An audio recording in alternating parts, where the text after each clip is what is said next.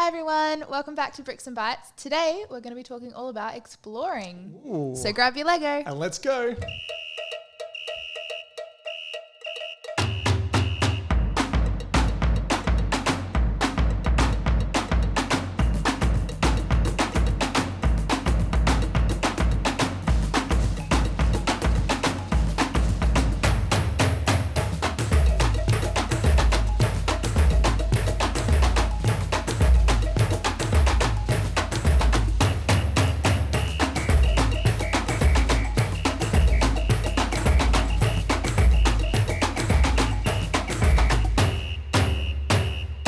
Hi everyone, I'm Emma. And I'm Ben. And today we're going to be talking about exploring. So yeah, a bit interesting. You'll see what we mean.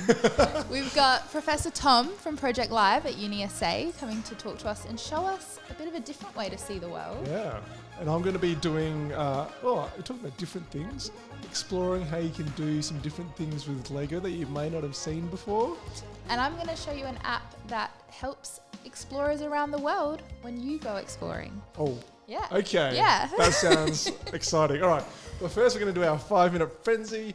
Yes. It's the part of our show where we have just 5 minutes to build something from out of this cup. We don't know what it is, and we just have a random assortment of Lego here. We have to Very build something random. out of that. You can join in at home if you've got some Lego with you, and we'll let you know what the build is, and we can try and do this together. All right. Yes.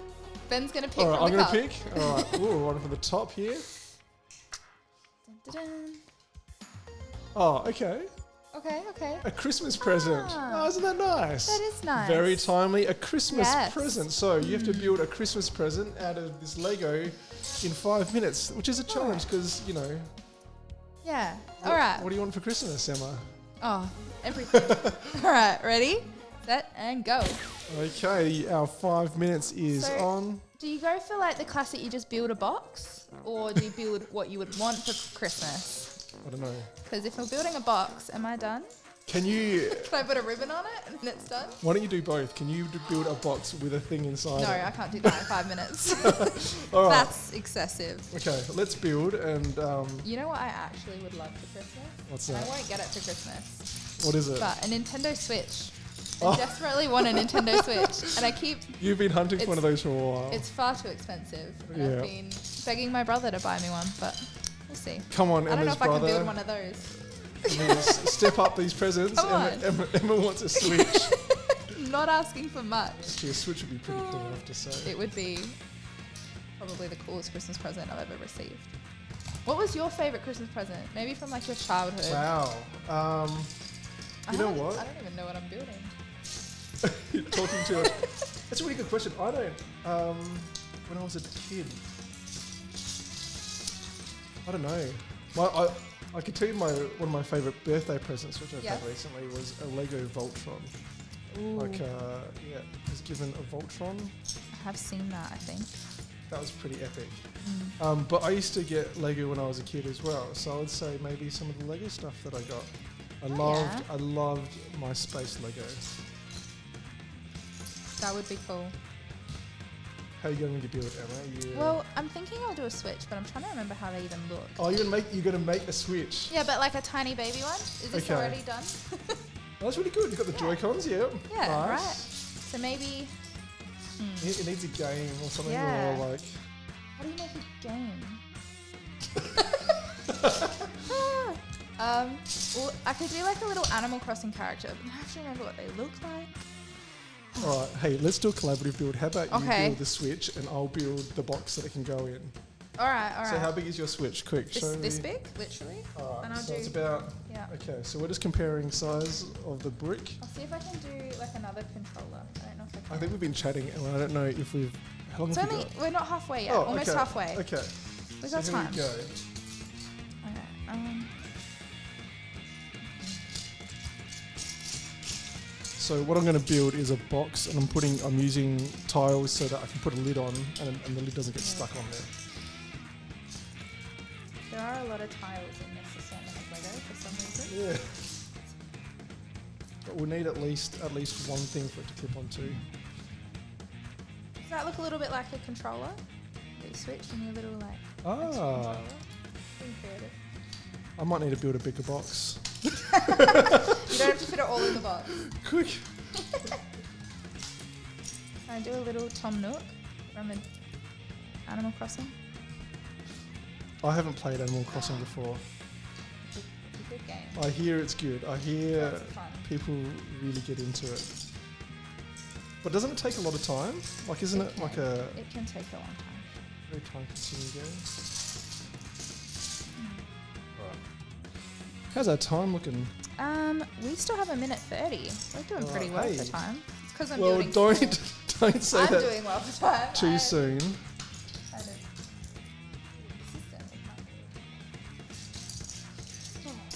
How are you guys going at home? I hope you're building well. Yeah. You should let us know what you want for Christmas. We Yes, obviously tell us. we're not Santa, so we can't We can't make sure it Can't happens. can't guarantee it, but it will be nice to hear. I assume that everyone's going to say Lego. Is that right? Yes, surely. Surely everyone would say Lego. Look, I've made a little Tom Nook from Adventure Animal Crossing. Ah, Can live in the Switch. See? She's like not bad, my little pet. you're quite happy with Yeah, yourself. I'm quite proud of myself. All right, what am I doing? 40 seconds. I don't know. Do you want help from me? Well, we're gonna put it. Since Is it we're all collaborating? going to fit in there? Yeah. There we go. Oh, okay. Oh, nice. Yes. Okay, we better get it. We better build a lid. So a lid needs to be. How big is that? That is 8 by about. That's too big. Oh no, that's perfect. Oh. There we go. You got to put something pretty So on good. top. Oh, like quick. a ribbon. All right. All right, here we go. Let's pop this on top. I think I've put too many. Oh, we might need more tiles. Oh no, that's all right. I was worried that that'll be too hard to take off. Now, quick, a bow. Yeah, listen. Hello? I don't know how you're planning on doing it. Oh! What? That went so quick. That last 30 seconds. That tricked all of us. We weren't ready for that. Emma, should we go to your build first? Yes. Here's Well, we both. I've got all of your stuff in my box here. Tom Okay. Nook. That's what I built. All right, let's switch over to here. So we built a box. We were chatting a bit much. I was going to make it like a little ribbon or something on top, but inside, Merry Christmas! It's a Nintendo Switch. Whoa! How good would that be? Yay. It's a bit small. It's okay. It's for the Lego people. It's for the minifigs. And then it's actually huge. Yeah. Like with All right. Well, we'd love to see your Lego build, your Christmas present. Yes. Leave a And comment. tell us what you want for Christmas. Oh yeah. Jump in our Facebook let group. us Let us know. All right. So here's a challenge. If you can tell me what you want for Christmas, I'm going to try and build it out of Lego. How about that? Yes. I'll try and build. So you can give me a bit of a Yeah. Lego challenge, and this week I'll try and Yeah. make whatever you say. And join our Facebook group or our Instagram page Yep. to see what Ben comes up with. Yes. So facebook.com/group/bricks and Fun bytes. Let challenge. us know what you want for Christmas. Show us your Christmas presents, and we have a challenge to actually try and build those things. Yes. Or we've got some special guests coming next week, and maybe we do. should challenge them to We build should. whatever you want for Christmas. Let's try that. Watch this space, guys. All right, next There's going to be week. some interesting builds. All right, so who we got up next then? We have Professor Tom from Project Live over at UniSA, and he's doing some really cool stuff with virtual reality. So he's going to give us a bit of a tour of somewhere really close to home. Okay. Yeah.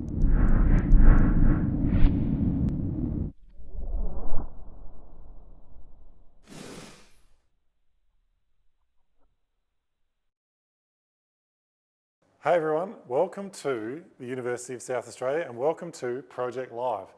What we're going to do today is show you a little bit about how we're using virtual reality at UniSA to take our students on a totally different journey around some landscapes that are very close to home here in Adelaide. So why don't we head into our VR lab and check it out. So what you can see here is our virtual reality studio. We've got a whole bunch of different laptops and virtual reality headsets where we allow our students to see the world in VR. What you'll see today actually is one of our major projects that we've just done recently. We launched it for National Science Week, and it is a virtual reality experience for Hallett Cove. Now, Hallett Cove is actually one of Australia's best known, and in fact one of the world's best known geological heritage sites, and it sits within Marion Council. It's a fantastic landscape. It's got a huge record of some amazing transformations that the Earth's undergone over the last around 600 million years, so a huge amount of time. And what we did is created a virtual reality experience that allows people to see that landscape, even if you haven't visited yourself, and learn all about its geological secrets. You'll actually learn, for example, that Australia was once part of the South Pole and has travelled north over many, many years, separating from Antarctica into the place we see it today. So journeying into an ancient glacial landscape is one of the things you can do.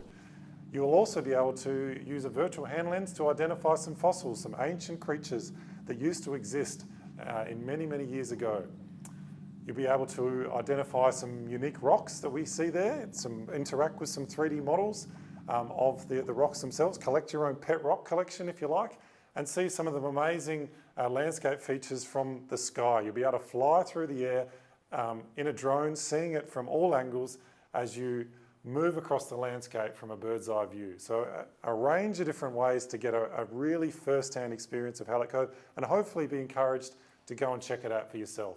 So to give you a taste of what's in store with the Hallett Cove VR experience, check out a real quick summary that we've got in the video coming up.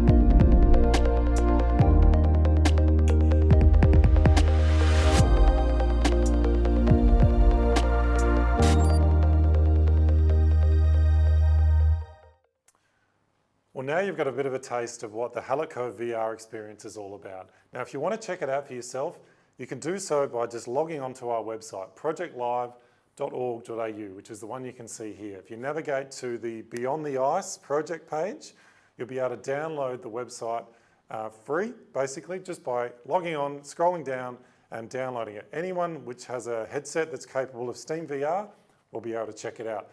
But don't worry, if you don't have a headset, we've got you covered. You'll also be able to check out a web-based version of it, so something that'll just run on a tablet or a computer with a regular web browser, and you'll be able to see Beyond the Ice via that way. The other thing is, if you want to check it out in person, if you're really inspired and you want to get to Hallett Cove and see it for yourself, then you'll find a link to an app on here, both for Android and iOS, where you can download it and use it as almost like your pocket companion as you move around Hallett Cove, feeding you information about what you're looking at and all the real impressive and amazing geological secrets that Hallett Cove has to offer. So don't forget to check it out there. The other thing is, if you would like to see the VR, but you just don't have access to a headset, don't worry, we've got you covered. Head to Virtual Reality Adelaide, which is on Grenfell Street. They have the Hallett Cove experience that you can try out at their VR arcade. Or if you're a school group or a community group and you want to see it with a whole bunch of you, get in touch with us at the university. You'll find our contact details on the website, projectlive.org.au. So yeah, that's about it from us, from the Project Live team and our Hallett Cove experience that we've put together. I really would love to see you guys check it out and enjoy what Hallett Cove has to offer, discover all the amazing geological secrets, and hopefully be inspired to learn even more about the fantastic landscapes we have around us here in Adelaide. Enjoy. Thanks so much, Professor Tom. That was really cool. I didn't know that Hallett Cove was such a cool geological spot. Yeah, I didn't realise either. That's really cool. You should come down to Hallett Cove. We are actually at Hallett Cove. So that is where we are. if you go visit the Sugarloaf and all that stuff down there, you can also come to the Cove Civic Centre and say hello to Yes, Ben and Emma. please do. You can see some of our Lego builds here too. Yeah, definitely. Yeah. Well, next Ben's going to show us how to explore some different ways of building with Lego. Okay, well, now it's time for our Creator Challenge, and I'm going to show you how to make curves with Lego. So if you've ever had a couple of bricks and you've tried to put them together and tried to curve them, you know that they sort of lock in place, but we're going to show you how to make something curved. So check this out. Here is a curved sort of tower. We're going to show you how to do this out of Lego. So let's jump over to this other camera here and we'll show you how to make that. All right, so like I said, when you've got regular bricks, they sort of lock themselves in place because they're very square and you can't really do much with them, okay? There are some people who do this thing called brick bending, but you need lots and lots of bricks, and you can see there's just a little bit of give, but not much. So what we'll do instead is we can use these sort of cylinder type Lego pieces, and they give us just that little bit of room. You can see there's a little bit of room between the parts that allows this part just to turn just ever so slightly. Can you see how it's just turned? Now what happens is when we do lots of these together, you can get a really nice curve. So you need probably about 3 layers, and you'll need plenty of these cylinder parts. Now, if you don't have heaps of these cylinder parts, you can make them out of other parts. So here we've got 3 individual round plates, and of course 3 plates make 1 brick height. So you could use that. You could use maybe like these cone parts, which are the same sort of height and same sort of roundness, because that's what's going to give us our curve. So let's just pop those together. We'll do that really quickly. So what we want to do is so we're going to do 3 layers. So we're going to do some of these steps. We're going to do about 8 of these steps. So here's another one we've made. All right.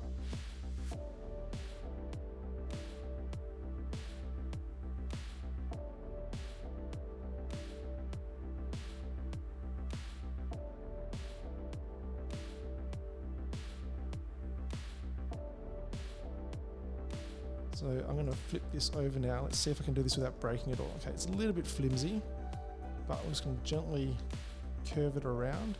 And because I've got that little bit of give that those bricks give, we should just be able to connect. So let's get these last couple of parts on and connect that up. What have I done?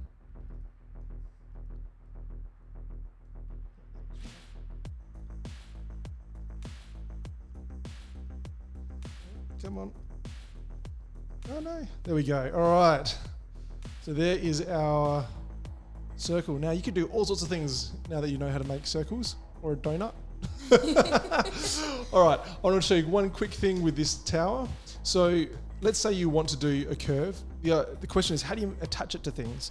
So in this case, I've got a base plate and I've put some tiles down, and I've also put one plate here that we can attach things to. This is what will connect to the curve, and this is just something for the curve to sit on because they won't connect to those studs in place. So hopefully this should fit nice and perfectly right on top.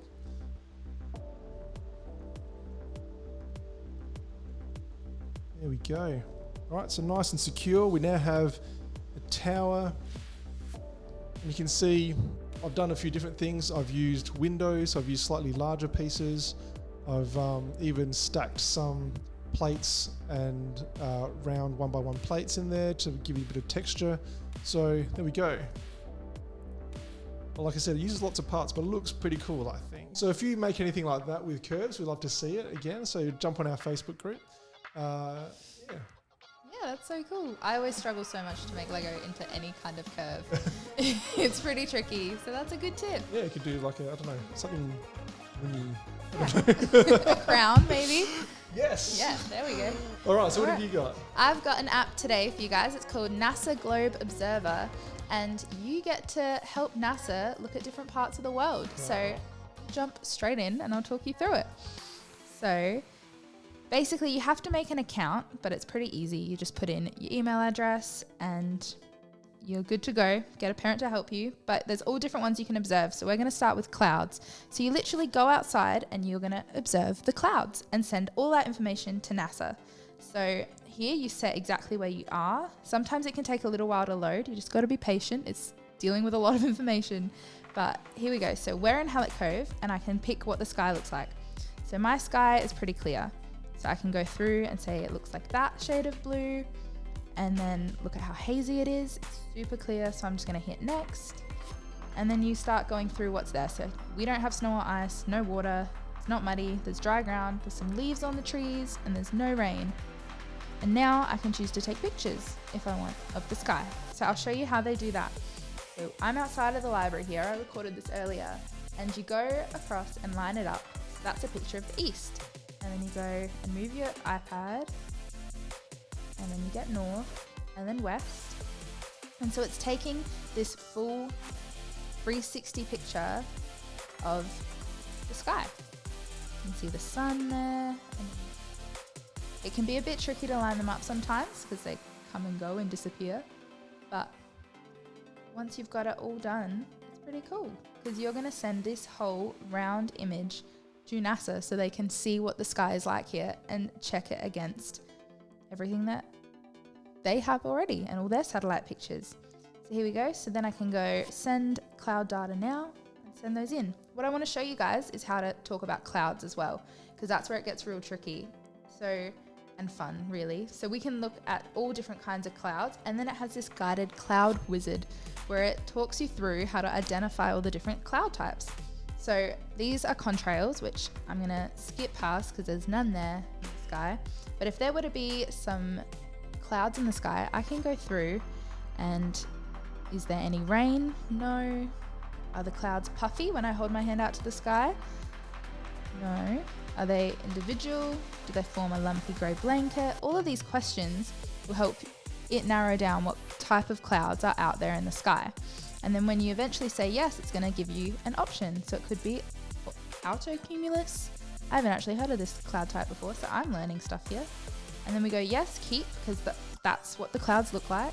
And you get to look at all the different kinds of clouds, but it's told you which ones yours are without you having to know anything at all about clouds, which is really cool. And then you can talk about and send data about how many clouds are in the sky, if there's heaps and heaps or not very many, if they're completely taking up the sky or if you can kind of see through them, and all of that stuff too. And then you keep going through and you send those off to NASA.